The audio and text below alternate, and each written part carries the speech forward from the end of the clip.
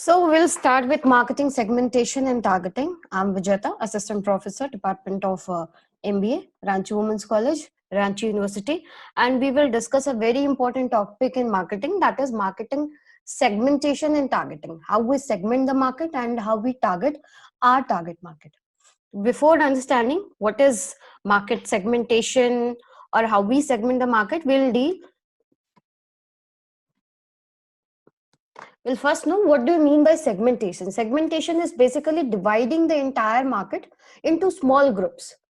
वो groups कैसे होंगे? The groups will be of those people who have a common need or common set of needs. You see, go by the definition.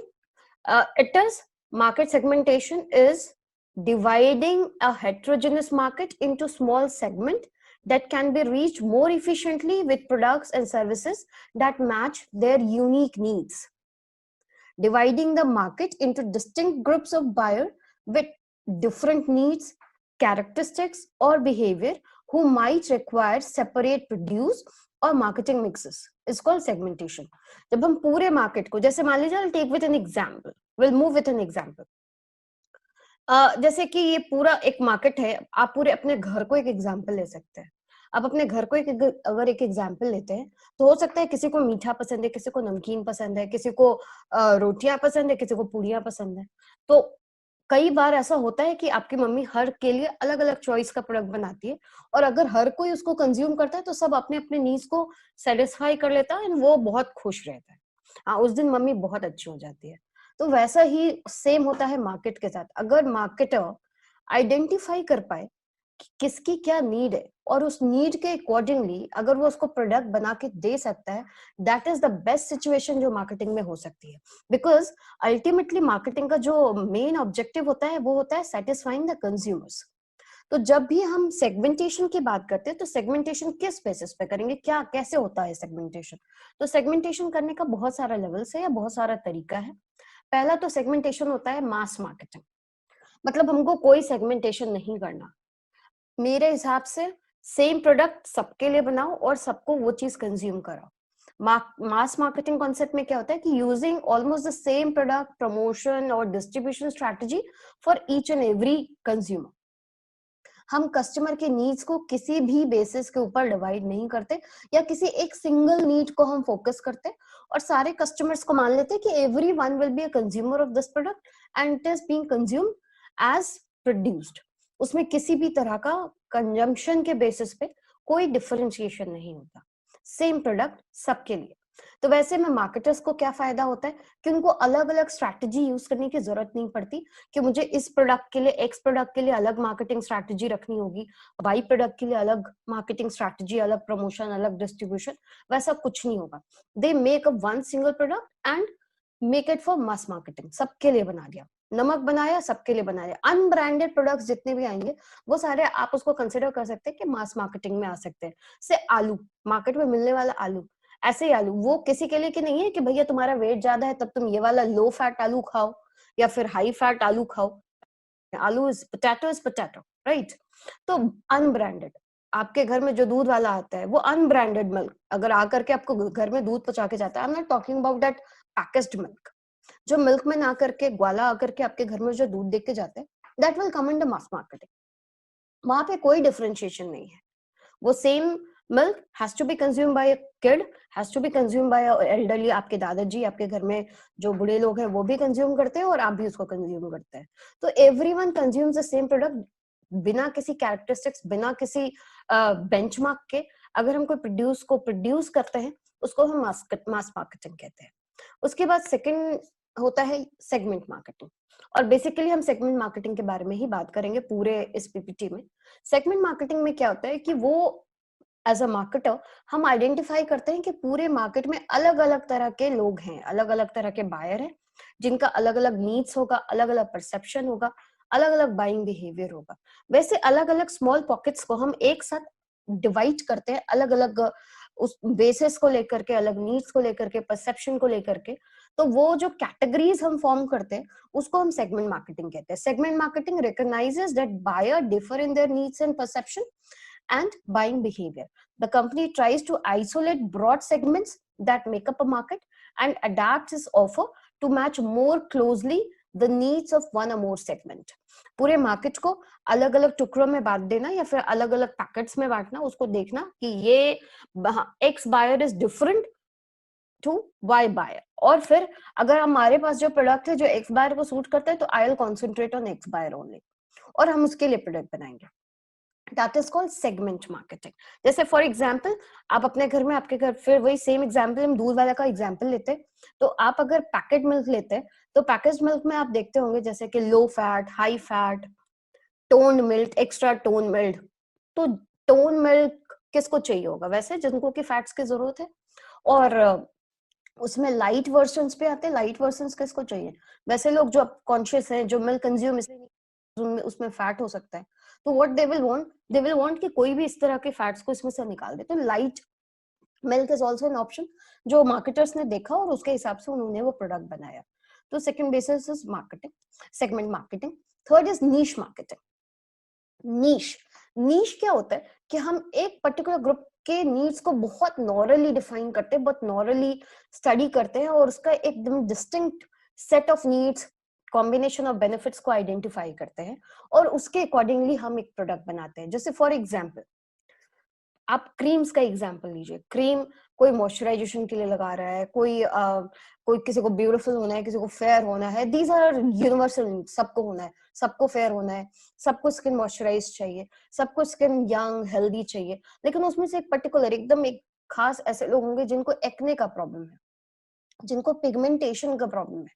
तो if a company is specifically focusing on like acne और से pigmentation, तो वो क्या हुआ? उसको हम नीश marketing कहते हैं कि we have identified one particular distinctive set of needs और उसके लिए we make a product which satisfy that needs, which has a capacity to give benefits to that particular buyer. उसको हम नीश मार्केटिंग कहते हैं.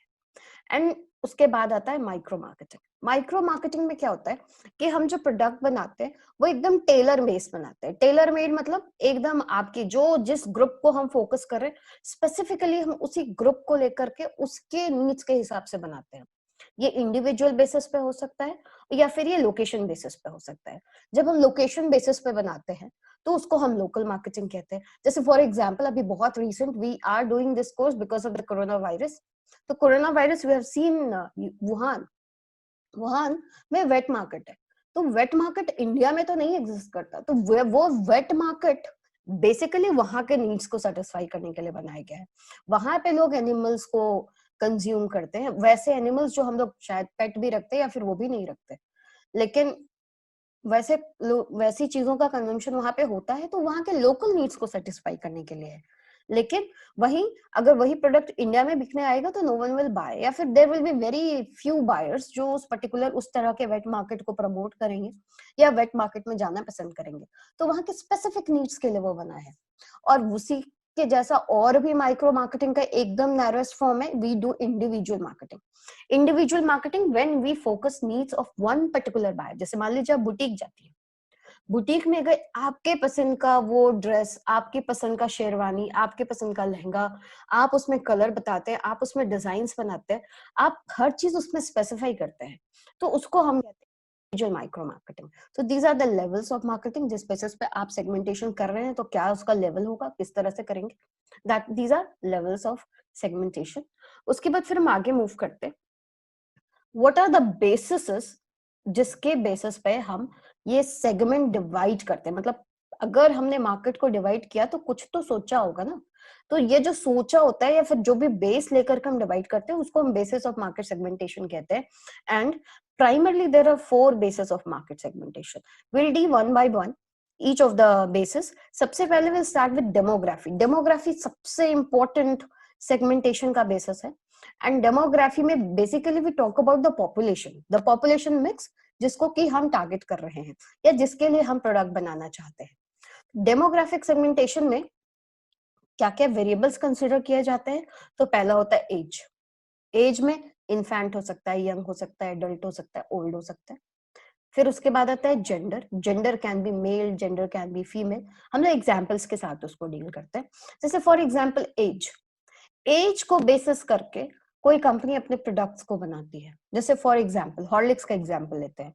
हॉर्लिक्स जूनियर हॉर्लिक्स किसके लिए targeted है? एकदम छोटे बच्चों के लिए। 2 से 5 साल के बच्चों का ब्रेन का विकास होता है, you have seen the advertisement. तो what they are focusing on the age needs of that particular group. वहीं पे वो बड़े लोगों के लिए भी एक एडवर्टीजमेंट बनाती है, जिसमें वो सिर्फ बड़े लोगों को फोकस करती है, एडल्ट्स को, यंग लोगों के लिए जो हॉर्लिक्स बनता है that is completely different from Horlicks targeted to 2 to 5 year age group. तो एज के बेसिस को भी हम लेकर के डेमोग्राफी सेगमेंटेशन करते हैं। उसके बाद आता है जेंडर का बेसिस।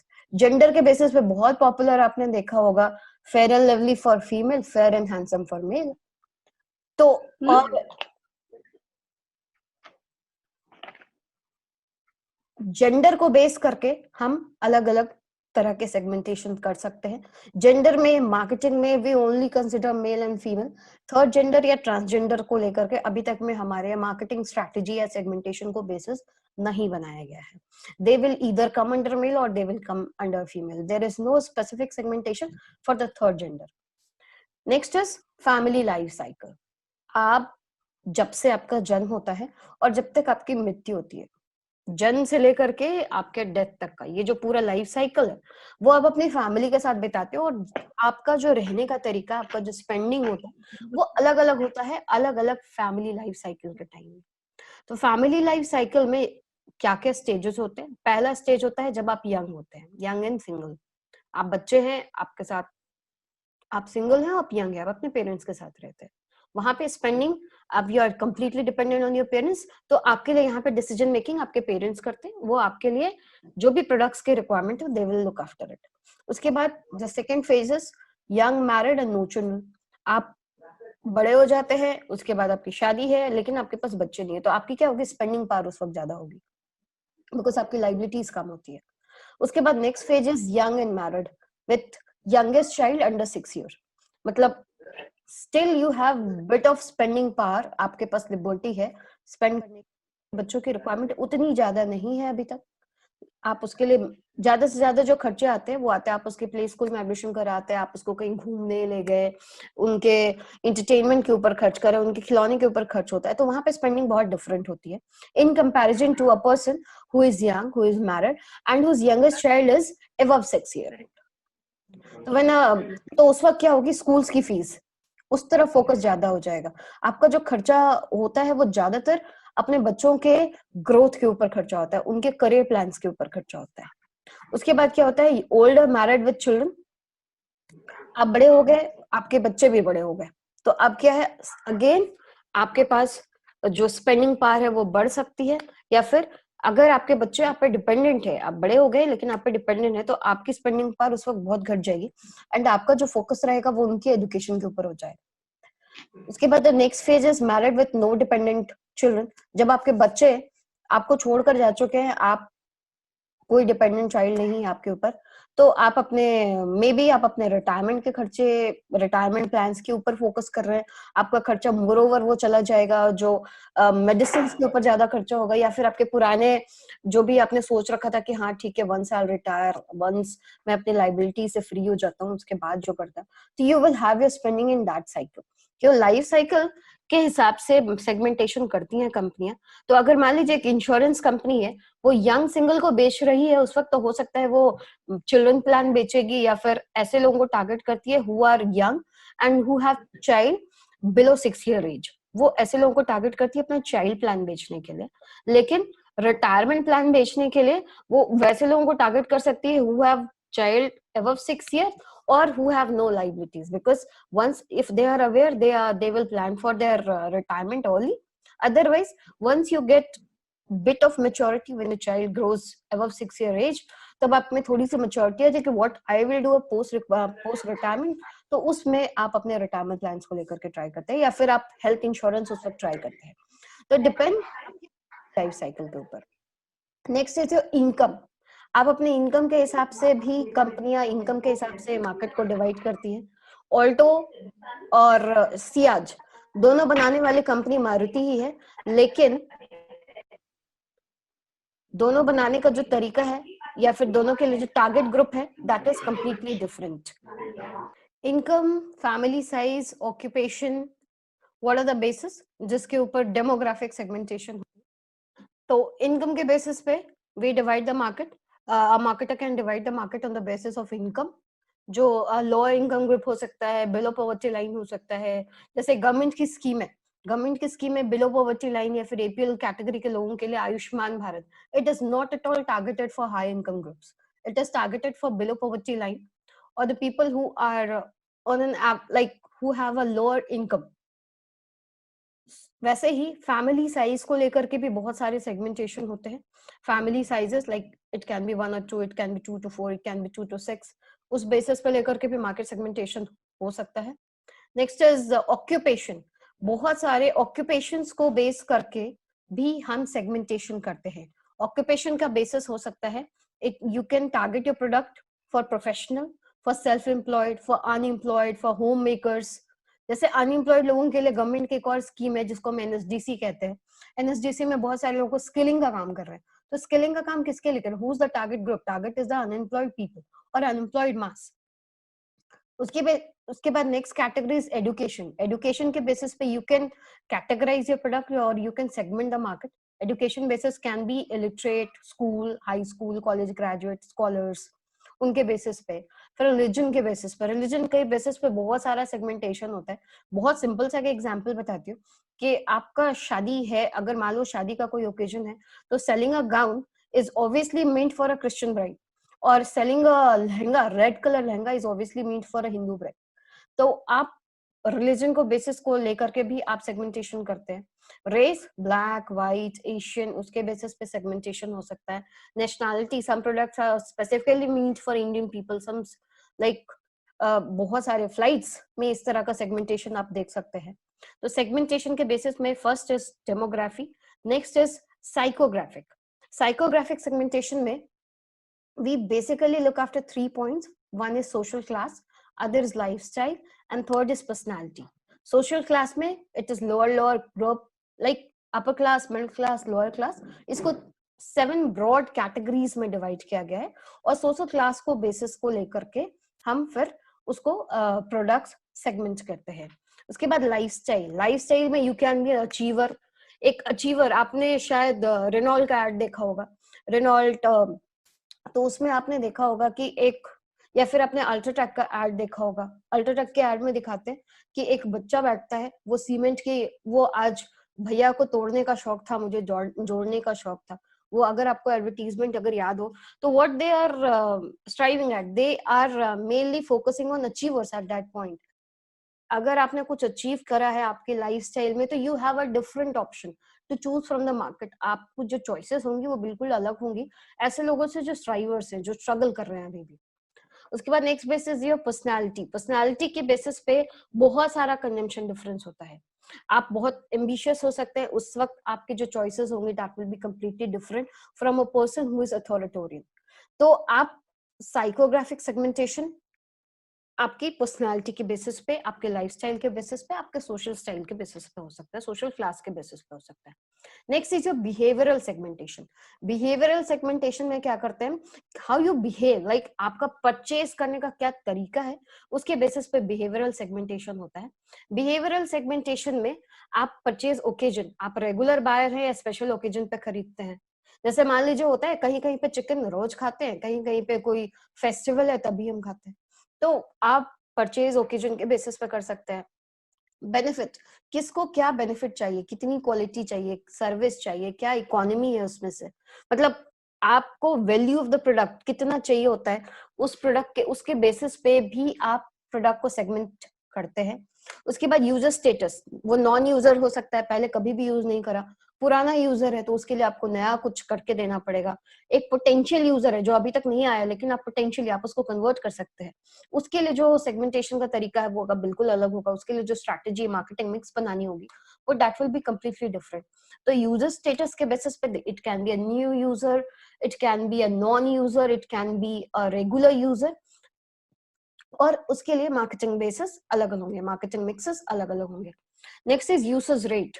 यूसेज रेट एक कोई हो सकता है बहुत लाइट यूजर हो, कोई मीडियम यूजर हो, कोई बहुत हैवी यूजर हो। टेक एग्जांपल ऑफ सिगरेट और से अल्कोहल। कोई हो सकता है वो बहुत हैवी यूजर है, कोई हो सकता है medium like parties and all, और कोई होता है कि light user on peer pressure कभी यूज कर सकते हैं या कुछ भी उस हिसाब से। तो यूसेज रेट के हिसाब से आप किस हिसाब से चीजों का इस्तेमाल करते हैं, उसके बेसिस पे भी सेगमेंटेशन किया जाता है। कोई बहुत हैवी यूजर है तो उसके लिए आपको लॉयल्टी प्रोग्राम्स वगैरह डेवलप करने पड़ते हैं, आप उसको टाइम टू टाइम उसको बहुत सारा इंसेंटिवाइज करना पड़ेगा।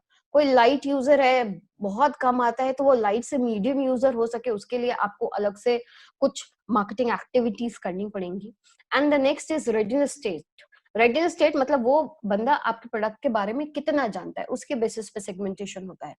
अगर एकदम अनअवेयर है तो उसके लिए आपको मार्केटिंग सेगमेंट, आपकी जो मार्केटिंग स्ट्रेटेजी होगी एकदम डिफरेंट होगी। कोई जो बहुत इन्फॉर्म्ड है, कोई पहले से डिजायरस है, कोई इंटेंडिंग टू बाई है, जो पहले से एकदम रेडी है आपका सामान खरीदने के लिए, उस वक्त सिर्फ हो सकता है, जैसे कि आप एग्जांपल देख सकते हैं, आप मिंत्रा में कोई सामान खरीद करके एकदम जाकर के कार्ट में ऐड कर, खरीदा नहीं, कार्ट में ऐड करके छोड़ दिया। तो कार्ट में ऐड करके छोड़ना मतलब आपका इंटेंशन था, आप उसको पसंद कर रहे थे। हो सकता है पैसे की प्रॉब्लम हो सकता है उस वक्त आपका कार्ड काम नहीं कर रहा हो सकता है कुछ प्रॉब्लम ऐसा आ जाए। बेसिकली अगर हम कोई चीज वहां कार्ट में छोड़ दिए तो यहाँ पे जो प्रॉब्लम है वो पैसे हो सकते हैं। तो आपने बहुत बार मेल्स देखे होंगे कि आपने जो चीज पसंद करके रखी है कार्ट में, उसका प्राइसेस घट चुका है, you can go and by that particular product. तो रेडीनेस स्टेट के बेसिस पे हम बहुत बार सेगमेंटेशन करते हैं। And the last one is geographic segmentation. Segmentation करने के लिए आप नेशनैलिटी के बेसिस पे, जैसे कि Pakistan Lever limited, India like Hindustan Unilever limited, nationality के बेसिस पे हो सकता है, रीजन्स के बेसिस पे, जैसे Southern Railway, Eastern Railway, regions के बेसिस पे, डेंसिटी के बेसिस पे, जैसे आप कोई प्रोडक्ट बना रहे हो वो अर्बन टारगेटेड हो, कोई रूरल टारगेटेड हो। And these are the basis जिसके थ्रू की हम सेगमेंटेशंस कर सकते हैं। So once we have decided the levels and segments, उसके बाद बारी आती है कि what are the effective, what are the techniques जिससे कि हम check कर पाए कि how our segment is like whatever segment we have chosen is effective। तो उसके लिए सबसे पहले the first parameter is we check the measurability। measure हम उसको कर सकते हैं नहीं, in terms of size, in terms of purchasing power, in terms of profit from the market, वो सारी चीजों को पैरामीटर लेकर के हम उस सेगमेंट को मेजर करते हैं। उसके बाद आता है एक्सेसिबल। मान लीजिए हमने प्लान तो करा कि हाँ ठीक है, we will divide the particular market into this particular pockets, लेकिन उसके बाद that particular pocket is accessible और not, that particular segment is accessible और नॉट, वो रीच हो सकता है, वो सर्व कर सकते हैं नहीं कर सकते, that has to be just. उसके बाद नेक्स्ट पॉइंट आता है sustainability. Sustainability is like that segment should be sufficiently large कि हम उसके लिए अपना एक अलग से मार्केटिंग प्लान बनाए, उसके लिए अलग से मार्केटिंग मिक्स बनाए, उतना वो प्रॉफिटेबल होना चाहिए, उतना लार्ज एनफ होना चाहिए। Like say suppose a crowd of 10,000, we can not have a segment of only 2 people, right. तो उस केस में सस्टेनेबिलिटी उस पर्टिकुलर सेगमेंट की है, यानी इतना एक बड़ा चंक होना चाहिए जिसके लिए हम अलग से मार्केटिंग मिक्स बना सके। उसके बाद होता है एक्शनेबिलिटी। एक्शनेबिलिटी में क्या होता है कि we can design programs for them, वो इतने इफेक्टिव, वो ग्रुप हमारे लिए इतना इफेक्टिव हो कि हमारे मार्केटिंग प्लान्स उसके ऊपर इफेक्ट कर पाए। मतलब वो बहुत हाईली कंजर्वेटिव ग्रुप हो सकता है, जैसे हमने कुछ भी बनाया, they are not going to listen to you. तो वैसे केसेस में आपके कोई भी मार्केटिंग प्रोग्राम अगर उसके ऊपर इफेक्ट नहीं कर रहे, आप उन मार्केट को सर्व नहीं कर पा रहे, तो वैसे सेगमेंट को कंसिडर करने से मार्केटिंग में कोई फायदा नहीं होता है। तो दीज आर द थिंग्स जिससे कि हम किसी सेगमेंट की इफेक्टिवनेस चेक करते हैं। Next is, once you have checked the effectiveness, once you have leveled your market, we have decided your basis, उसके बाद आता है कि कैसे करेंगे, how will you do it, how will you segment the market। तो there are several steps। Step is, first is we need to have a qualitative research। Qualitative research में क्या करते हैं कि this is an exploratory research technique, जिसमें कि हम जो बायर है उसके मोटिवेशंस, उसके एटीट्यूड, उसके बिहेवियर, सारी चीजों को जज करते हैं। मतलब उसके क्वालिटेटिव एस्पेक्ट्स के ऊपर हम एक रिसर्च करते हैं कि हमारा जो बायर होगा वो क्या होगा, वो कैसा होगा। ठीक है, कंज्यूमर बिहेवियर में आपने पढ़ा होगा कि मोटिवेशन, उसका एटीट्यूड, उसका behaviour of the customer is very important to know, very important to study in order to make a marketing mix which will suit the needs of that particular customer। तो आपको qualitative research करनी पड़ेगी, उसके लिए there are several techniques, focus group interview, repetitive group technique, several techniques जो कि हम जिससे कि क्वालिटेटिव रिसर्च कर सकते हैं।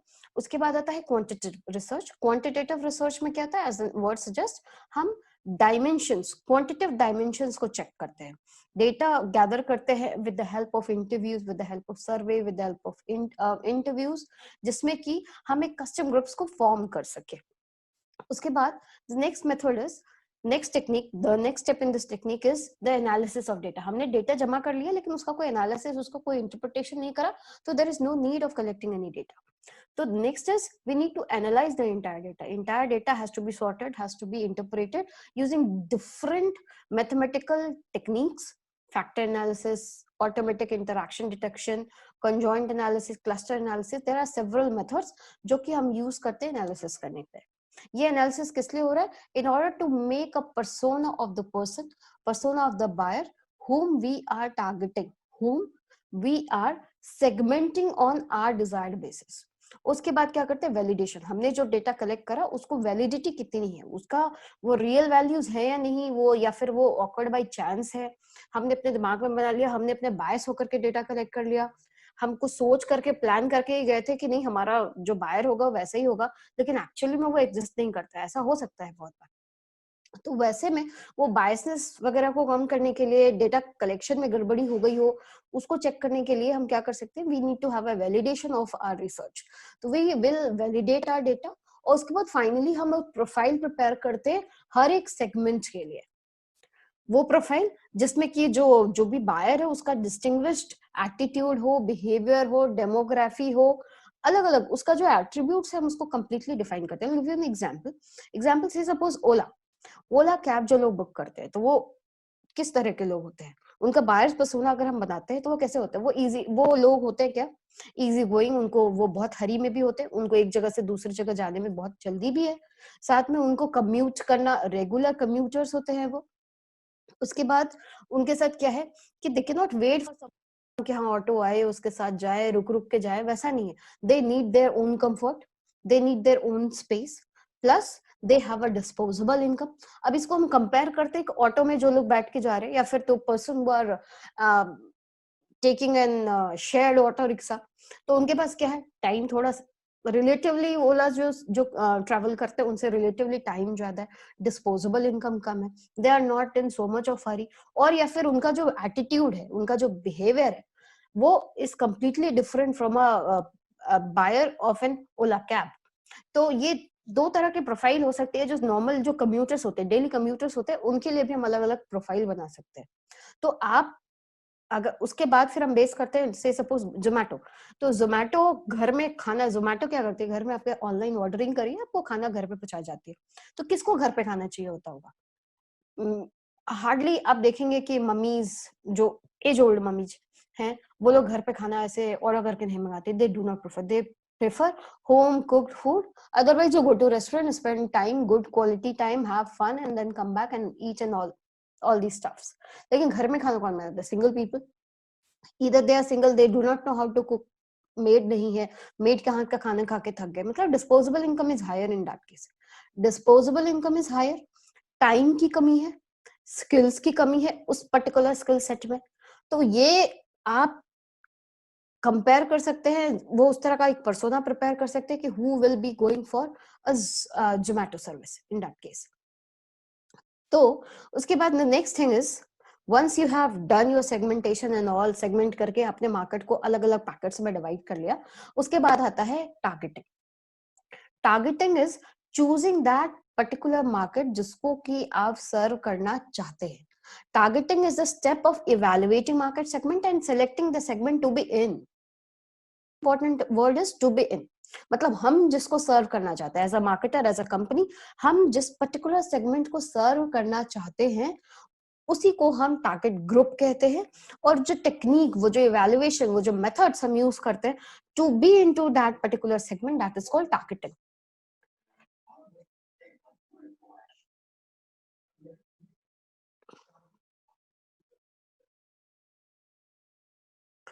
उसके बाद होता है how will you evaluate that particular market. Evaluation के टाइम में क्या होता है, इवैल्यूएशन में हम लोग एक 3C फ्रेमवर्क यूज करते हैं। 3C फ्रेमवर्क में वी जज द कस्टमर, वी जज द कॉम्पिटिशन एंड वी जज द कंपनी। कस्टमर मतलब जिसके लिए हम ये प्रोडक्ट बनाने वाले हैं वो पर्टिकुलर सेगमेंट। उसके बाद कंपटीशन, उस पर्टिकुलर सेगमेंट में और कितने कॉम्पिटिटर्स हैं, क्या हम उसमें हमारी मोनोपोली होने वाली है, क्या हम सिंगल सेलर होंगे या फिर वहां पे पहले से कंपटीशन है। तो कंपटीशन है तो उनकी क्या strategy, how they sell their product in that particular segment, that has to be check, क्योंकि वो पहले से हमसे इस मार्केट में है तो उनका एक्सपीरियंसेस हमसे थोड़ा अलग और हमसे वहां से हम सीख सकते हैं कि how they are performing into that market, उनको क्या प्रॉब्लम्स आई, उनको क्या डिफिकल्टीज आ रही है, वो कहाँ पे अच्छा कर रहे हैं, कहाँ पे खराब कर रहे हैं। तो ये सारी चीजें जानने के लिए वी नीड टू जज द कंपटीशन। और सबसे इंपॉर्टेंट है खुद को जानना, अपनी खुद के रिसोर्सेज को जानना इज वेरी इंपॉर्टेंट। मार्केट बहुत बड़ा है, बहुत बड़ा सेगमेंट है। से suppose I am a tailor, दिन भर में 4 कपड़े सिल सकती हूँ। तो क्या मैं इंटायर मार्केट को पूरे इंडिया से ऑर्डर लेना स्टार्ट कर दूंगी कि नहीं आप मुझे ड्रेस बनाने दीजिए, आई विल स्टिच इट? नहीं कर सकते। इसमें हम क्या कर सकते हैं, एक पर्टिकुलर लोकल एक छोटा सा मार्केट सेगमेंट है जिसको हम चूज कर सकते हैं और वहीं पे हम लोकल मार्केटिंग कर सकते हैं कि वहीं के लोगों के कपड़े का ऑर्डर लिया और वहीं पे उनको स्टिच करके दिया। तो अपने रिसोर्सेस को चेक करना पड़ता है, आपके पास कितने रिसोर्सेस हैं इसको भी देखिए। ये कंपनी का इवैल्यूएशन करना इज वेरी इंपॉर्टेंट। तो सेगमेंट, तो जब हम इवैल्यूएशन करते हैं तो वहां पे 2 चीजों का ध्यान रखना। पहला होता है सेगमेंट अट्रैक्टिवनेस, मतलब वो पर्टिकुलर सेगमेंट कितना अट्रैक्टिव है। अट्रैक्टिव कैसे, वहां पे उसको जज करने के लिए पोर्टर ने बहुत पहले, माइकल ए पोर्टर ने, उन्होंने बहुत पहले एक 5 फोर्सेस मॉडल दिया हुआ है। 5 फोर्सेस मॉडल किसी भी सेगमेंट को इवैल्यूएट करने के लिए बहुत हेल्पफुल है। वो कैसे हेल्पफुल है कि उसमें 5 चीजें दी हुई, 5 फोर्सेस है जो आपके पर्टिकुलर मार्केट के या पर्टिकुलर जिस भी मार्केट में आप अपनी टारगेटिंग करनी चाहते हैं, आप जिसमें एंटर करना चाहते हैं, उसका पूरा इवैल्यूएशन का एक पैरामीटर प्रिपेयर करता है। तो सबसे पहले क्या होता है कि आपको चेक करना पड़ता है कि वहां के बायर पावर कैसी है, मतलब पोटेंशियल है कि नहीं लोगों में खरीदने के लिए। आप जो सामान बेचने वाले हैं वहां के लोग पोटेंशियल बायर हैं कि नहीं, बायर पावर देखिए। उसके बाद वहां पे कितना, किस तरह का कंपटीशन, बहुत फायर्स है तो आपके लिए बहुत तकलीफ होने वाली है। बहुत कम कंपटीशन है तो क्यों कंपटीशन कम है, why people are not coming into that particular market, क्या प्रॉब्लम है उस मार्केट में। अगर आपको ये सेगमेंट इतना अट्रैक्टिव लग रहा है तो दूसरों को क्यों नहीं लग रहा है।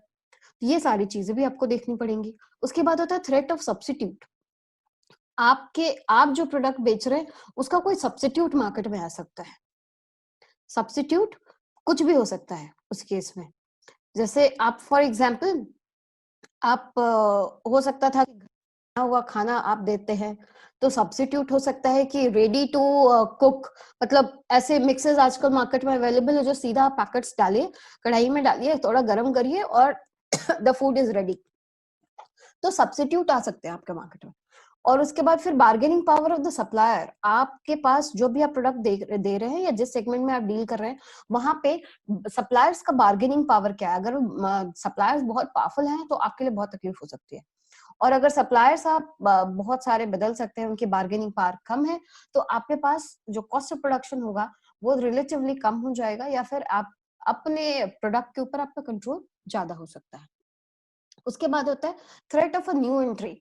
आपके साथ साथ और भी बहुत सारे लोग हो सकते हैं जो इस मार्केट में आ सकते हैं। तो कितना है कि कितने लोग आपके हिसाब से, ये सेगमेंट कैसा है, इसमें बहुत सारे लोग आ सकते हैं या बहुत चुनिंदा, बहुत पर्टिकुलर रिसोर्सेज चाहिए तभी आ सकते हैं। तो आपको ये सारे 5 जो फोर्सेस हैं ये आपको जज करने में हेल्प करेंगे, सेगमेंट अट्रैक्टिवनेस। उसके बाद next is business strength. Business strength is your own strength, your own long term objective, आपकी मार्केटिंग स्किल, आपका जनरल मैनेजमेंट स्किल्स, आपके खुद के रिसोर्सेस, प्रेजेंट रिसोर्सेस, और आप कितनी स्पीड से बैकवर्ड या फॉरवर्ड इंटीग्रेशन कर सकते हैं। बैकवर्ड और फॉरवर्ड इंटीग्रेशन मतलब अगर मान लीजिए कि आपको ये पापड़ बनाने वाली कंपनी है तो आप खेत खरीद लीजिए दाल वहां से लाने के लिए, दैट इज बैकवर्ड इंटीग्रेशन। और वहां से आप दाल लेकर मैन्युफैक्चर योर प्रोडक्ट, तो वहां पे क्या है, आपको अपने सप्लायर्स के ऊपर कंट्रोल आ गया, that is a backward integration. और फॉरवर्ड इंटीग्रेशन में you have your own distribution channel owned by you, that is a forward integration in that case. तो आप कितनी स्पीड से फॉरवर्ड एंड बैकवर्ड इंटीग्रेशन कर सकते हैं, क्या आपके रिसोर्सेज हैं, that has to be check. वो चेक करके आप किसी मार्केट के किसी सेगमेंट को इवैल्यूएट कर सकते हैं। Next is once you have evaluated the market, उसके बाद क्या आता है कि आप फिर सेगमेंट सेलेक्ट करते हैं। तो सेगमेंट सेलेक्ट करने का there are techniques, 3 techniques. First is undifferentiated market. जब आप एक बनाते हैं प्रोडक्ट और उसको फिर आप मार्केट में देते हैं, देयर इज, जिसको कि हम कह सकते हैं मास मार्केटिंग भी कह सकते हैं, जिसमें कि हम मार्केट में कोई भी किसी भी तरह का डिफरेंस नहीं देखते और सबको क्या होता है कि कॉमन नीड्स ऑफ कंज्यूमर के ऊपर हम फोकस करते हैं एंड कॉमन नीड्स को फोकस करके हम उसके लिए प्रोडक्ट बनाते हैं। तो that is called undifferentiated market. Undifferentiated strategy में आप जा सकते हैं, पहले भी आपको सेगमेंटेशन में बताया। टारगेटिंग में भी हम कर सकते हैं कि we can choose the entire market. एक besides focusing on what is different, we focus on what is common, और वो कॉमन चीजों के ऊपर ही हम quality, mass distribution, mass production, mass advertising सब कुछ उस हिसाब से करते हैं and we plan our entire marketing mix according to that market, mass market basically. Next is differentiated marketing. Differentiated marketing में क्या होता है कि कंपनी अलग अलग तरह के प्रोडक्ट्स बनाती है अलग अलग सेगमेंट को सर्व करने के लिए। हो सकता है कि मान लीजिए आपने सेगमेंट को अपने पूरे मार्केट को 4 सेगमेंट में डिवाइड करा, तो मेरे पास 2 प्रोडक्ट था, हम ये 2 ही सेगमेंट को टारगेट करेंगे उस केस में। जैसे for example say suppose I am a hair oil making company, तो हेयर ऑयल में मेरी स्पेशलिटी है कि I can make an oil जैसे कि आपके ब्लैक हो जाएंगे। तो वो पूरे मार्केट को अगर हम डिवाइड करें तो young girl of 16 year age वो आपका टारगेट है ही नहीं, राइट? वो उसके बाल वैसे ही काले हैं। तो आपको किसको टारगेट करना है? आपका टारगेट है वैसे लोग जिनकी की ग्रे हेयर्स हो रहे हैं, उनको एजिंग का प्रॉब्लम है, उनके पास आप जाना है। तो वो सेगमेंट आपने चूज करा, पर्टिकुलरली उस मार्केट को आपने टारगेट करा, ठीक है।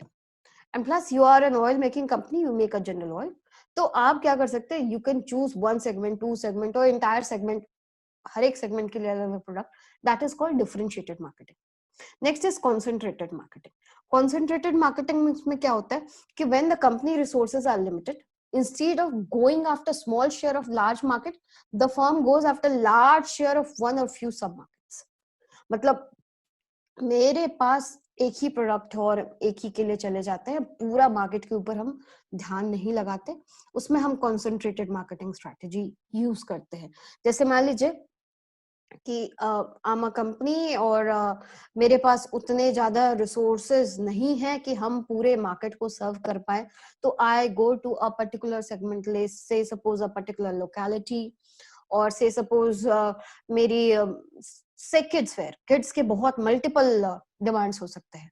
जो एक इन्फेंट है उसके हो सकते हैं, उसको मिल्क भी चाहिए, उसको डाइपर भी चाहिए, उसको खिलौने भी चाहिए, उसको कपड़े भी चाहिए, बहुत सारी चीजें हो सकती है।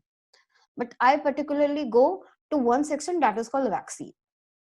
तो हम सिर्फ वैक्सीन बना रहे हैं, तो वो क्या है, वो एक बहुत इंपॉर्टेंट एस्पेक्ट है एक बच्चे के लाइफ में। एक छोटा एक किड, एक इन्फेंट, उसके लाइफ में vaccination is very important point of his और हर life.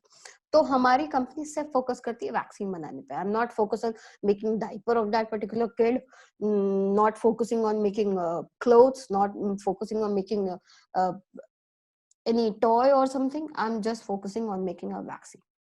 So it is a concentrated marketing mix. Then there are several techniques, there are several methods targeting के, we'll deal one by one. First is single segment marketing. Single segment में क्या होता है कि जैसे देखिए आप, हमने इस मार्केट को डिवाइड करा, 3 तरह के अलग अलग सेगमेंट है, ये पूरा एक मार्केट है, उसको 3 अलग अलग सेगमेंट में हमने डिवाइड करा है। सेगमेंट में ये अलग टाइप के प्रोडक्ट है, तो कंपनी अगर सिर्फ ये इस पूरे सेगमेंट में सिर्फ एक ही सेगमेंट को टारगेट करे और उसमें भी किसके पर्टिकुलर नीड के लिए सिर्फ उसके पास एक सिंगल प्रोडक्ट हो, तो उसको हम कहते हैं single segment targeting. Single segment targeting या सिंगल सेगमेंट मार्केटिंग बेसिकली वैसे कंपनीज करती है जिनके रिसोर्सेज बहुत लिमिटेड है, बहुत नीश मार्केटिंग के ऊपर फोकस करती है। वैसे कंपनियां जहां ऐसे लोगों को सर्व करती है जैसे लोकल मार्केटिंग, माइक्रो मार्केटिंग, तो सिंगल सेगमेंट मार्केटिंग सेक्शन में वो आती है।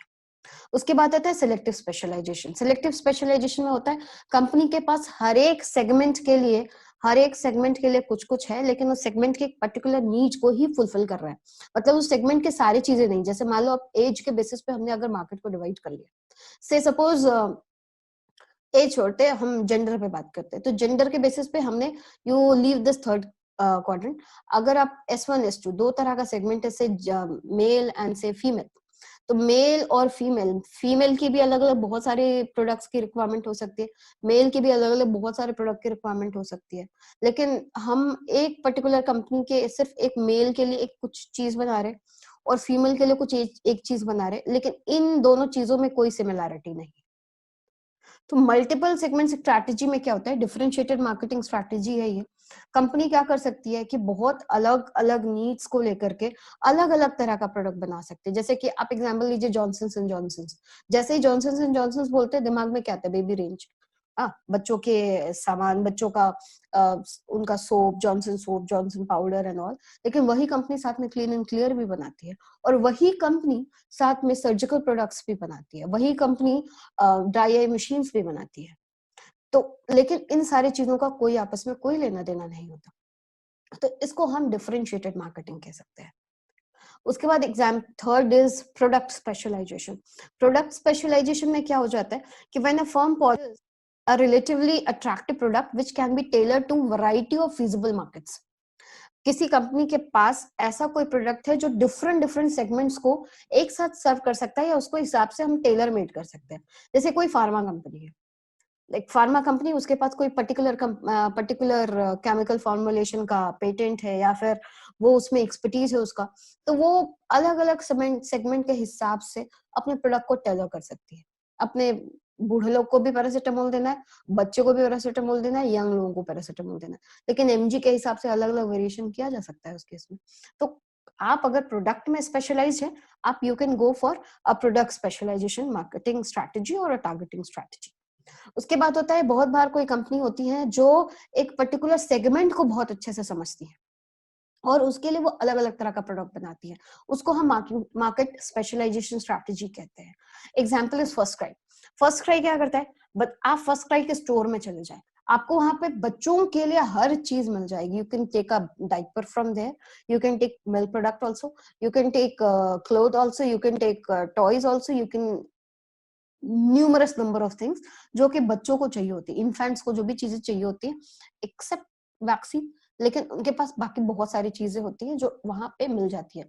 तो मार्केट में they have specialised. You can also take example of any stationery firm और say a company which makes microscopes, तो वो लैब के लिए भी वही बना रही है, फिर वो जाके साइंटिफिक लैब्स में जाना है वहां पे बना रही है, कॉलेज के लैब्स के लिए जाने उसके लिए भी बना रही है, स्कूल के लिए लैब है उसके लिए भी बना रही है। तो अलग अलग तरह का वो मार्केट ये पूरा जो है उसको समझ रही है और उसके हिसाब से दे रही है प्रोडक्ट्स। उसके बाद आता है full market coverage. Full market coverage क्या होता है, it is different from mass marketing. ऐसा नहीं है कि एक ही प्रोडक्ट सबको दे रहे हैं, वैसा नहीं है। जब कोई कंपनी इतनी रिसोर्सेज में रिच हो जाती है कि वो हर एक सेगमेंट के लिए उसके पास अलग अलग तरह का प्रोडक्ट हो जो कि हर एक सेगमेंट के नीड्स को सेटिस्फाई करे, तो वैसे में उसको हम फुल मार्केट कवरेज स्ट्रैटेजी कहते हैं। फुल मार्केट कवरेज स्ट्रैटेजी का एग्जांपल है सुपर मार्केट। मार्केट, आप बच्चे हैं उनके लिए भी मिल जाएगा, बूढ़े हैं उनके लिए मिल जाएगा, लड़की हैं उनके लिए भी, लड़के हैं उनके लिए भी, मतलब you divide the segment to different basis, still you will get things जो कि उनके नीड्स को सेटिस्फाई करे। तो इस तरह के स्ट्रैटेजी को हम फुल मार्केट कवरेज स्ट्रैटेजी कहते हैं। Thank you very much. These were the topic related to segmentation and targeting.